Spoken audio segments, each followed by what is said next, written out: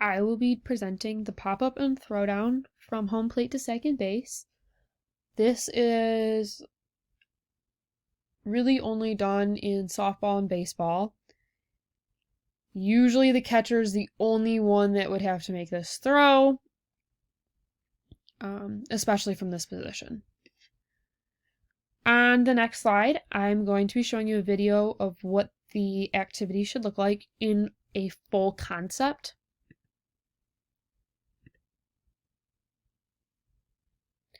So you'll see she pops up and throws into the hole. Eventually, we're going to work our way through the whole dynamic of it. On slide 3, the squat slide, this is going to be specific to the foot, ankle, toes. In each foot, there are 26 bones. On the arrows in labeling foot 1, she is actually up on her tarsal bones in an extension phase. She is putting her weight there, as foot 2 is dorsiflexed against the ground. Her weight's kind of pushing over it, but it's evenly distributed. This is like the starting phase. This is the catching phase. She's going to sit in this position before every play. She will catch the ball from the pitcher. And the following slide, the squat slide, will be about knee flexion and hip flexion.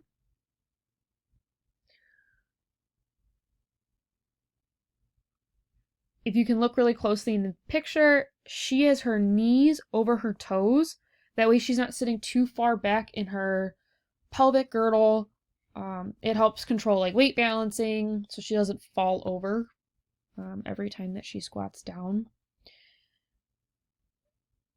The knee is flexed beyond the 120 degrees, and then the hips are brought, when the femur is brought up to the chest, that's considered hip flexion as you close that angle.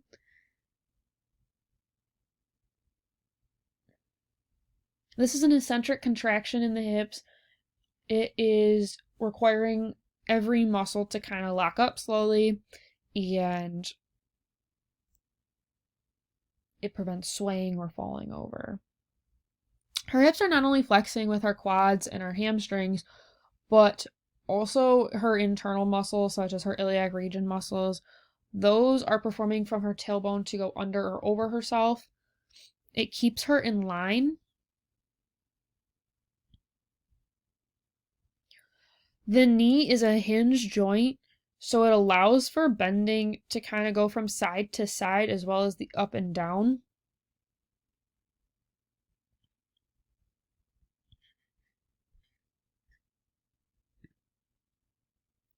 The third squat slide is going to be about her upper body and kind of what is happening in relation to the trunk and her spine and her head and her neck. In your spine, there are 33 total bones. Vertebrae, some allow for movement, others hold straight posture. Her obliques are helping keep her spine in line. If you see the line that's kind of sitting over her arm, that's kind of what I angled, how her spine is angled right now. It's straight, there's no curving, she's not pushing in or out. She is relaxed but flexed.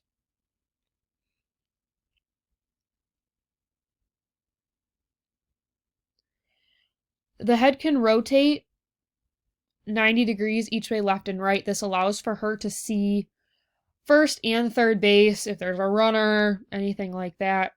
The neck allows for movement. In this position, her diaphragm and ribs are well engaged, as well as all of her core muscles. There are 4 major muscles that make up the abdominal wall. Her core is stabilizing her entire body as she is in this squat position. For her to build up her core, if she needed to, she could do such exercises as crunches, prone extensions, Superman exercises. anything to help build that posture.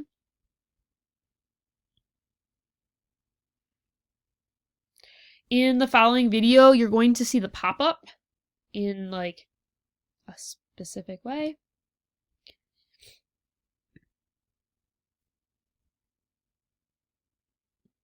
So she's down in her catching squat, catches the ball and pops up, and she is ready to throw or make contact with the second or shortstop. For the next couple slides, I'm going to label this as the pop-up position. The player is engaged into the game because she can see all three bases from her eye line. She's not covered.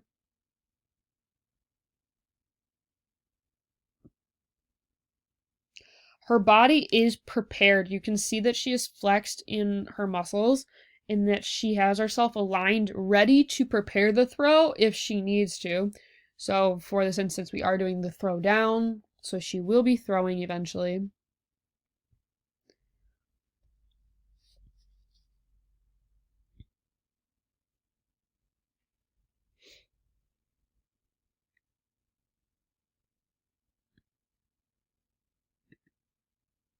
In the 8th slide, or the second pop-up slide, you can see that there is slight adduction of the right shoulder as she is pulled up. She is pushing the body of her shoulder girdle down into kind of like a kind of slight depression as she is flexing.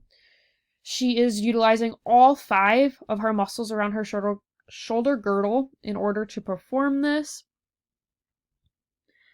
The shoulder girdle is made up of the scapula and the clavicle bones. It's a bony outside to the ball and hinge joint that is inside that allows for those circle movements or over or under the head movements. The girdle does not need the joint to perform its own movements. You can pinch your scapulas together towards your spine or even pull away without having to move in the glenohumeral joint.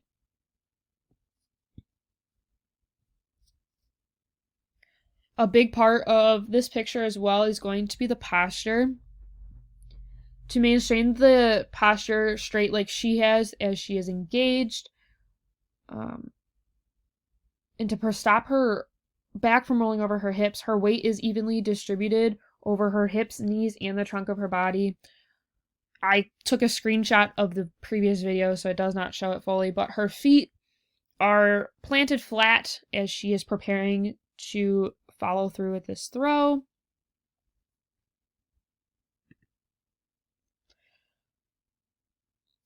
Another key component in throwing a ball is holding the ball. You use your wrist and fingers and thumb to create, obviously, the holding method. Her wrist is in dorsiflexion as she is ready to throw the ball. It is turned out and away from her body. Her fingers and thumb are flexed around the ball to hold the grip so that she does not drop it or release it too early. When she goes to throw, we will see that she will follow through with it leaving off of her fingertips, not her palm or any other part of her hand. The following slide is going to be a video of the entire stance. This one's a little bit clearer as it's a frontal view of the pop-up and throwdown.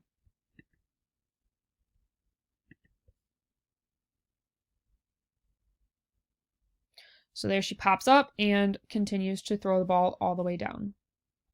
It's very seamless, very almost like effortless. There's a lot of effort going in and a lot of her body moving in several directions to make this work.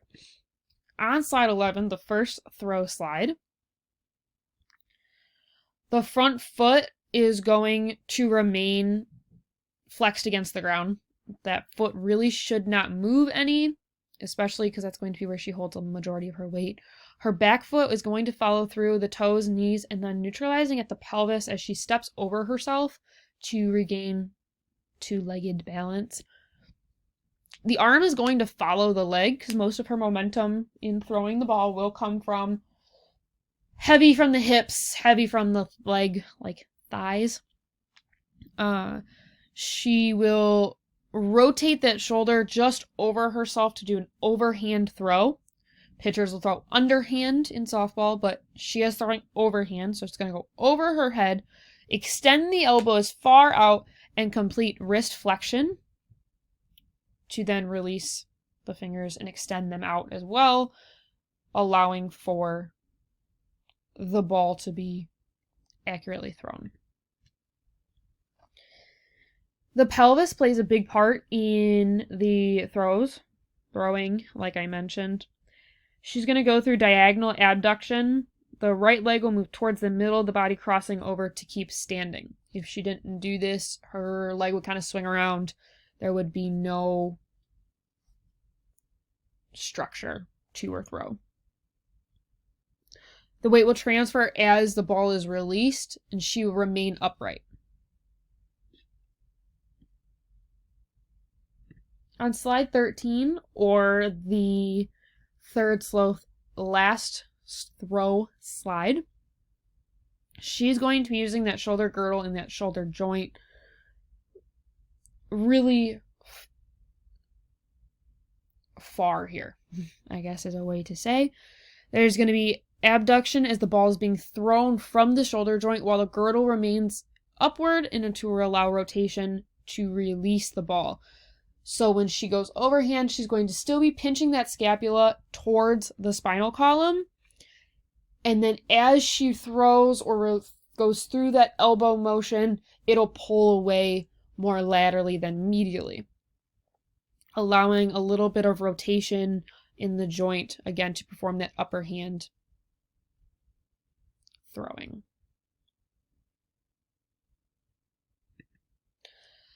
This final slide is going to be the phase slide. We are putting everything together from the squat to the pop-up to the throw down. This is one fluid movement. We broke it up really finely. However, not every throw that a catcher makes do all of these things happen. There are issues in, you can have an issue with more baseball players see it, the Tommy John injury. It's a ligament in the elbow from throwing too hard from the elbow, like sideways, rather than releasing through shoulder, elbow, wrist, hand. They throw more with their elbow, which can cause pretty significant injury and even end careers. The squat, you could misstep, they could fall, the ball could miss wrong. Any sort of injury can throw off all three of these phases. Every action that you see in sports usually has a stance, a prep, a movement, and a follow-through.